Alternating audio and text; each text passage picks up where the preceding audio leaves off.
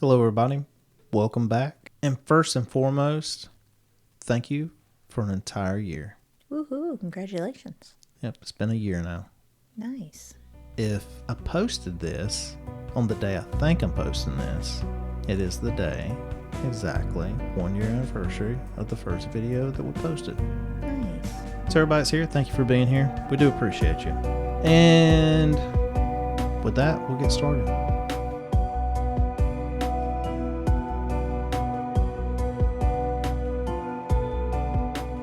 Hi, it's Tracy again. So tonight I have an episode on Michael Malloy. You ever heard of Michael Malloy? I have not. So he was also known as the man who would not die. Da-dun-dun. Another vampire? No, We do like vampires here. we do like some vampires. He was nicknamed Mike the Durable and Iron Mike, but not Mike Tyson. I was about to say Iron Mike Tyson. Not Iron Mike Tyson. Because He wouldn't die because he fought Jake Paul. he would not die. I don't know who Jake Paul is. I'm not a boxing fan. That's who Mike just fought. Oh, gosh. All right. So, Michael Malloy, he was born in 1873 in County Donegal, Ireland. So, he was not a native over here. And he passed away February the 22nd of 1933. He was between 59 and 60 years old, so the exact date of his birth was unknown. He was an Irish immigrant who survived multiple attempts on his life during the Prohibition era. So he was a runner? No, No? he was not. He was a homeless man who lived in New York City during the 1920s and 30s. Let's just take a step back in time and look at life in New York City during the 1930s. So during this time, it was marked by the Great Depression, which caused widespread poverty and unemployment. Many lost their jobs, their savings, their homes. It was when bread lines and soup kitchens actually became a commonplace. Families struggled to make ends meet. They were evicted from their homes after losing their jobs. This was also the time of Prohibition, which was by 1932, the Prohibition era had been going on for about 12 years now. It was also the rise of underground speakeasies all over New York City. They were selling cheap and dangerous alcohol. Methanol, to be exact, was used in some of these concoctions. Methanol, also known as wood alcohol, is extremely toxic. Commonly used in paint thinners, antifreeze, local industrial products. Like I said, there's not a lot known about Michael Malloy. It is thought that he actually immigrated here to New York in approximately the 1910s, which during this time there were lots of Irish immigration, during that period of time. Around in the 1910s is when he actually came to be in New York City. Like I said, he was unemployed. He was known as being the town drunk, or he was a habitual alcoholic. And he was a homeless man. He was a former firefighter, so that's what his original profession was. This is what actually happened to Michael Malloy. So, in January of 1933, a group of men in the speakeasy plotted to kill Malloy and to make his death look like an accident. The group took out life insurance policies on Malloy, so they actually took out a total of 3 policies. One of the men in this group, Tony Marino, was the owner and proprietor of the speakeasy. I love that word. The speakeasy. Proprietor. Oh, proprietor. Yeah, there's certain words. My wife hears it all the time. I'll say that's an approved word. Oh, okay. Because there's certain words that just, they resonate with me and I just love them. There's other words that are just It just sticks to you. absolutely just disgusting to me. I can't stand them. I don't know if it's the way they look, the way they sound, or whatever. I just don't like How them. they taste in your mouth. Yeah. Proprietor. That's That's a an good approved one. word. It's a good word. So this group of men were known as the Murder Trust. It was comprised of Tony Marino, Joseph Red Murphy, Francis Pascua, and Daniel Kreisberg. And then later, Hershey Green was added to this concoction. They were aided by a corrupt insurance agent. They stood to gain $3,567 each for his death. This is $3,567. Yeah, a piece. Between Four of them. So it was the four, and later on we're going to add Hershey Green. So this is approximately about $66,000 in today's money. And if he died, so this was if he died of an accidental death. They were going to gain this. The insurance policy. The insurance policy or the payout. So who took the policy out on him? So it was the four, but they took it out in a anonymous name by a corrupt insurance agent. Okay. And they took out 3 policies. And so between these 3 policies, it would be the payout to these trustees. Gotcha. Now, Marino was very forcefully wanting to carry out this plot because he had gotten away with this before. He purchased a life insurance policy on a homeless woman. He forced her to drink extreme amounts of alcohol, stripped her naked, soaked the mattress in icy water that she later on to sleep on, and left the window open. The next day, she was found dead, and he collected $2,000 upon her death. Walga, I'm sorry, I'm held up on another part. You said No, go ahead. $3,567 a piece. A piece. Between 4. Between 4. So $14,268 total in 1932. Yeah. That would be worth $328,689 today. Oh, wow. Sorry, carry on. Nice. So that was between 3 policies. So it was probably just the 3,567 times 3, which is how much? What does that total to? Just $3,567 then times would be equivalent to $82,000 now. To now. Oh, wow. Just Nice. for one person. Just for one person. And they had 3 policies. Okay. So Marino had done this before, gotten away with it on the homeless lady, and he collected $2,000 from that And that's the one circumstance. that Stripped they naked. got her drunk, put her Yeah. on. Okay. Yep, got her drunk, stripped her naked, soaked the mattress in icy water, left the window open, and she passed away that next day, or they found her passed away that next day. They're looking to do the same formula for Mr. Michael Malloy. So he's the homeless man, the drunk. The business owners have just gotten frustrated with him because he'll go in, he would drink, never pay tabs.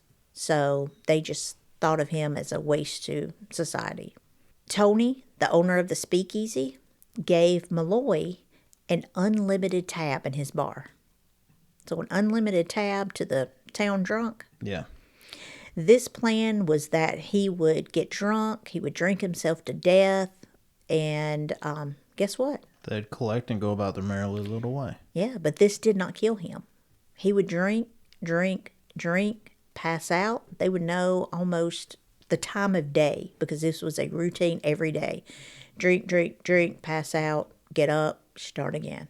So that didn't work. So they decided they would add antifreeze to his drinks. This didn't work either. Wow. So the possible reasoning for the antifreeze not to work is that the ethanol in the alcohol block the absorption of the ethylene glycol that's in Antifreeze. exactly, and it just didn't absorb into the liver, and he woke up and went on about his business. That's interesting. So then they progressed to the wood alcohol, or the pure methanol. They put this into his drinks with his normal liquor shots. So they added the methanol into his typical alcoholic drinks that he's drinking. And he would just drink it, ask for more. Drink it, ask for more. Drink it, ask for more. So he cheated death and continuously still asked for more, and more liquor. Then they decided, well, I've seen this happen to someone before and it killed them. So this will definitely work. So they moved to soaking raw oysters in wood alcohol and then serving it to him. Well, that didn't work either. So what were they going to do next? We're going to have to resort now to hands-on. No, not exactly. But they tried for, which is kind of actually a little odd, spoiled sardine sandwiches Wow. stuffed with carpet tacks. Carpet tacks? Carpet tacks. So like nailing type hardware. Interesting.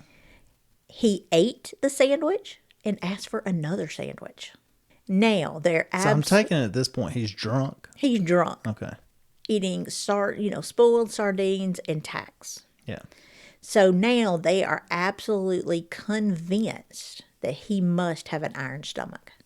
I mean, what else? How could this really be happening? Right. So they have got to come up with a better ploy. So the next day, they decide, hey, well, that worked for the homeless lady before. So why don't we just try to freeze him to death? He came in. It was an extremely cold night that night. Malloy drank until he typically passed out. They carried him physically to the park, poured ice water on him. After they opened his shirt to expose his bare chest, soaked him in ice water, and left him there to die. What month of the year was this in? Did it say?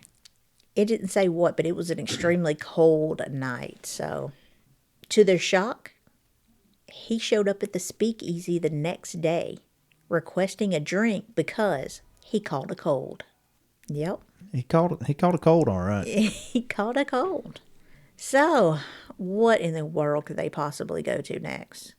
Then they tried turpentine, horse liniment, and finally rat poison added Horse liniment? Horse liniment. Would you like to Explain on what the horse liniment is? Would you like to tell a little more? Some type of concoction they rub on horses to help with their aches and pains. I don't know exactly what is in the horse liniment.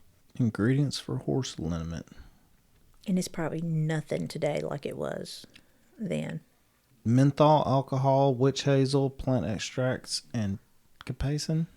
So they were kind of going to every extreme of what they could, possibly come up with to poison him. So then they finally added rat poison to his drinks.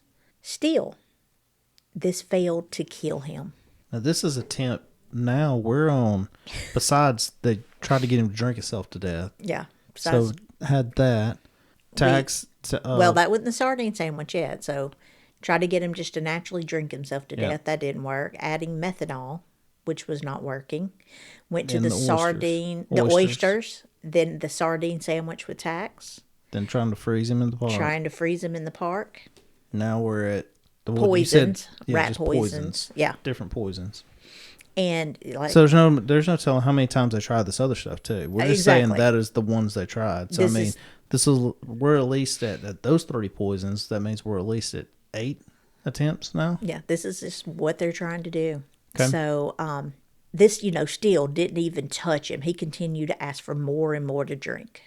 So now The group is getting extremely frustrated, regarding their failed attempts to kill him, and said that there was a time limit on collecting the insurance policy. So they were trying to speed up this processing. So what do they do now? This is when they add in Hershey Green.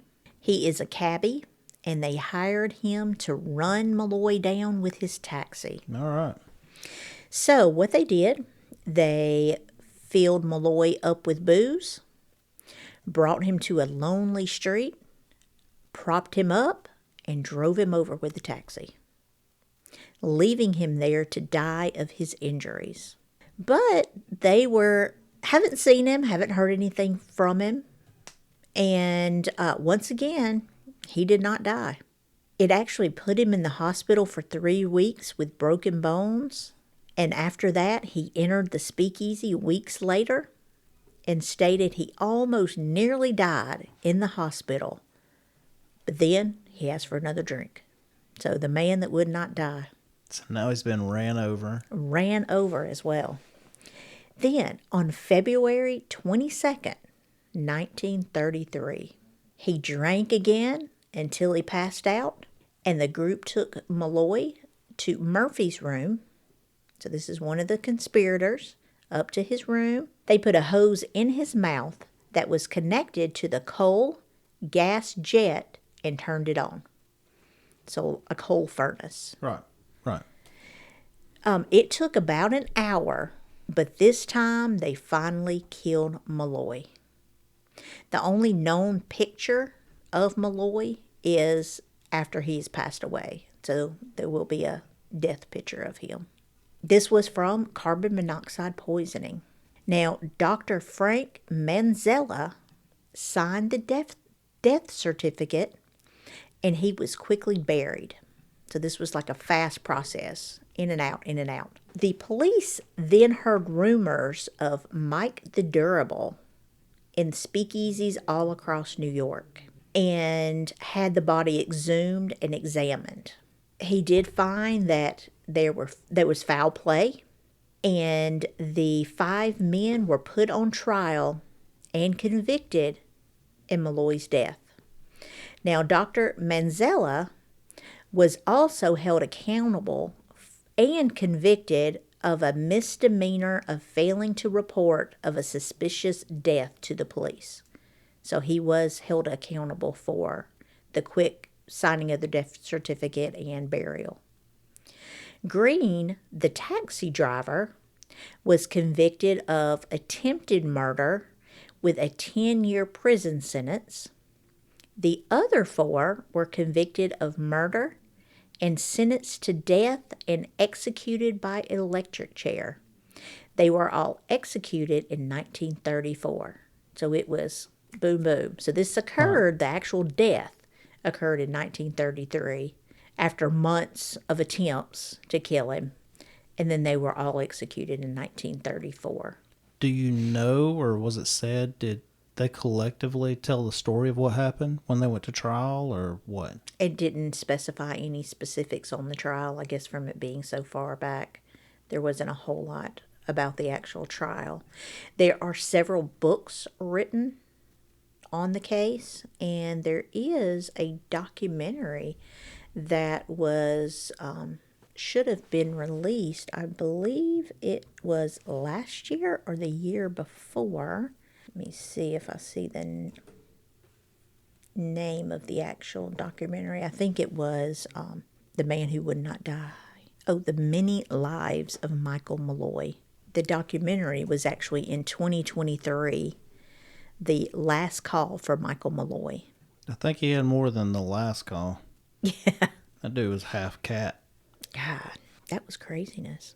It just seems like when they did the water in the park, put the ice water on him and all that, and left him in the park. But they left him, so it really didn't come across to... Did someone run across him laying naked out in the cold? And yeah, that's true. I mean, he might not have stayed right there all night. Yeah. Who knows? Did he wake up sometime and go indoors? Did the police find him and take him in? Yeah. Did they have homeless shelters back at that time? which they probably did. I don't know if they did or not. There was a lot of homeless back then. That's the Great Depression era. Yeah, but they were starting to do soup kitchens. Yeah, but they didn't house them. Bread lines. Yeah, I don't know if they housed them or not. So that's interesting. Yeah. So, what really became of him at that time? Why he didn't die? How do you eat flooring tacks and not know How do you not know? I mean, I guess he's so drunk at that point in time, too. He probably didn't even feel it or know it. How did he pass those through his system? Or if he even had enough time before he actually died to really... I mean, yeah, that's true. Could have been that. I mean, I guess the spoiled stuff and all that. He was homeless. Because, with homeless, they eat anything. He could have built up a tolerance and... they could be eating out of dumpsters, eating anything. He could have been so hungry he didn't care. He knew like it tasted spoiled, whatever, but he didn't care. He's just hungry. He was hungry, exactly. So it's interesting. Carbon monoxide poisoning. Yeah. Forcing the tube down his throat. He was drunk, passed out, so he didn't really know any different. Yeah, they just put it right there and just let him breathe it in. So the picture of him, y'all see it on the screen. The picture of his body, like the ones you said. Yeah. He looked rough. Oh, I didn't see an actual picture. He looked rough in that, but he also got hit by a car just, that was 3 weeks 3 weeks ago. But he looked like he was beat up in this. But I'm sure he still was. If he got ran over by a car, but it looks like he would have sort of recovered. But he's living out on the streets, too. Is a lot of that dirty... He looks beat up in that, though. Not clean. But you can see, here's the other picture. Apparently, this is him at some point, but there he was at another point. No, one of those is, look on that again. One of those is... Or are those the people those are the people, the conspirators. Oh, is that who those are? Okay. Yeah, those are the conspirators. I got you. So, Marino is the one on the right. Okay. And Pasque is the one on the left. Okay. So those were the main two. That's their mugshots. Okay. But what did they do to him after he was passed out? When he passed out, did he fall and bang over things? He looks kind of beat up in that. Yeah, they could have beat him as well, Whenever he was telling the story, I saw that picture, and I was kind of waiting for whenever you said they took him into his room. I was... really thinking that you was fixing to say, beat him to death. He's fixing to get a coin sock or something. That was not mentioned that happened to him, but this poor man had a rough life to start with. And he was a firefighter? He was a firefighter. So how did he go from firefighter to homeless? I'd like to know more of his story. So the Great Depression, when all of that hit, he could have lost everything, and that led him to his drinking. It's very true. It doesn't really elaborate. Did he lose his family as well? Was it just him? The Great Depression was rough times back then. Well, the Great Depression times had one of two things. Either you lost everything or you made a lot. Yeah. Now, in the mugshot pictures, Marino, which it does show a picture of Marino, the speakeasy storefront that looks unassuming, but it's run down. It's not really. But the other guy... he looks pretty well-to-do. Yeah. He kind of does. Mm-hmm. So, Marino Speakeasy was on 3rd Avenue in New York City. I wonder what's even there today. Do you know the address? And it just says Speakeasy on 3rd Avenue. Yeah, he was pretty... you could tell he was homeless. He was pretty dilapidated. Yeah. But he was only spending all his days, nights, all of his time he had just drinking. Oh, yeah, he looks... So there's the picture of his body. What's the deal with his hands?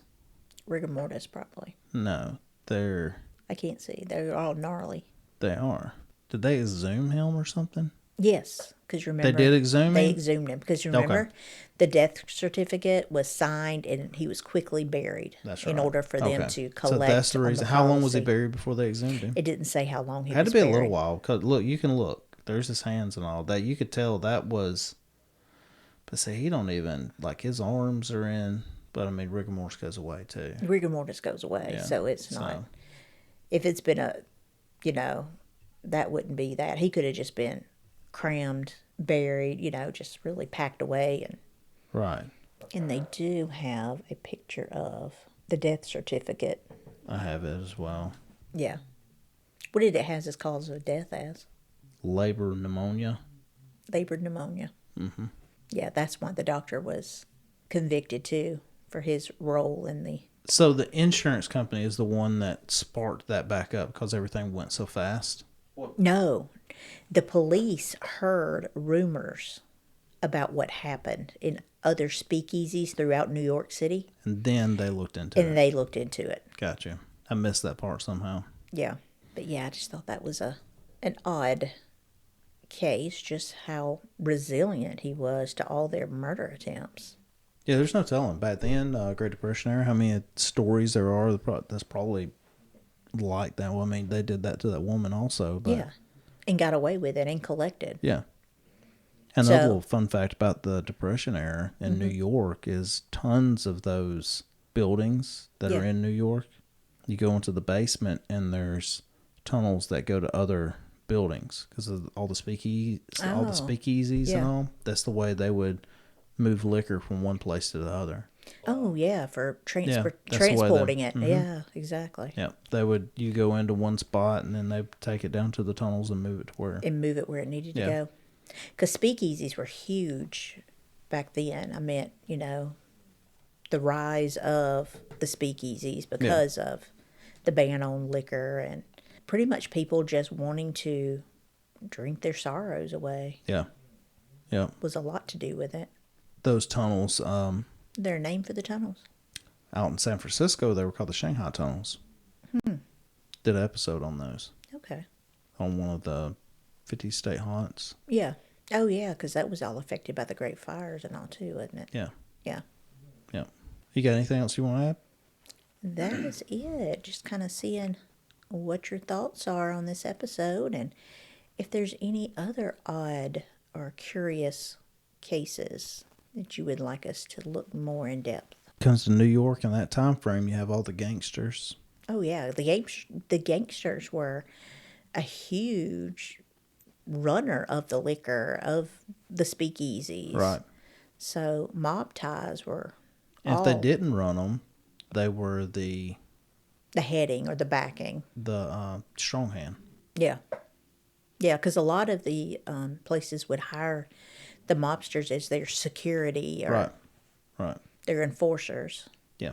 And then you had a choice, basically. They could come in, they'd be like, well, hey, we'll make sure your business is not affected. It's going to cost you $100 a week. Yeah. You could say no, but it's still going to cost you $100 a week. It's still going to cost you $100 a week, and you won't get anything out of it. Or they would come in and say, hey, it looks like you're making some money here. I think I'm going to take 70% of that profit. Yeah. So those the gangsters back in that day were something else. That'd be interesting to know more about the gangsters now, because, I mean, a lot of those families are still around, and the gangster lifestyle's still there. It's just different. Just different, yeah. Organized crime. Yep. Tony Soprano said it'd probably just all go black. You wouldn't even know what happened. You wouldn't even know what happened. It would only affect the ones around you. Yes, I didn't like how it ended. I did not. That's what he always said. The other guy used to ask Tony, hey, what do you think happens when you get hit? He's like, you won't even know it. It'll just all go black. Yeah. They were just, in the restaurant eating, but you thought, hey, did it happen? I don't know. They didn't tell you. They did tell you. They told you through the whole entire show. Oh, I miss The Sopranos. I liked James Gandolfini. I didn't watch a lot of it. I watched some of them. You didn't watch all of them? I watched all of them. There's very few shows I watched all of them. That was what was it, Showtime or HBO? It was HBO, wasn't it? I have no idea. I think so. That was I think it was Sunday evenings. We would come over and we watched Sopranos. Then when it got to be, we would come over and watch Dexter. I don't remember that much about Sopranos. I remember the ending. The most heartbreaking moment to me in The Sopranos. Was it? No, do you know? No. I said, can you guess what was the most heartbreaking moment to me in The Sopranos? I didn't watch that much of it, so I have no idea. When Christopher sat on the dog and killed him. Was that the son? Is that his name? No, Christopher was his cousin. Okay. Yes. He killed the dog because he was doing drugs and he was high.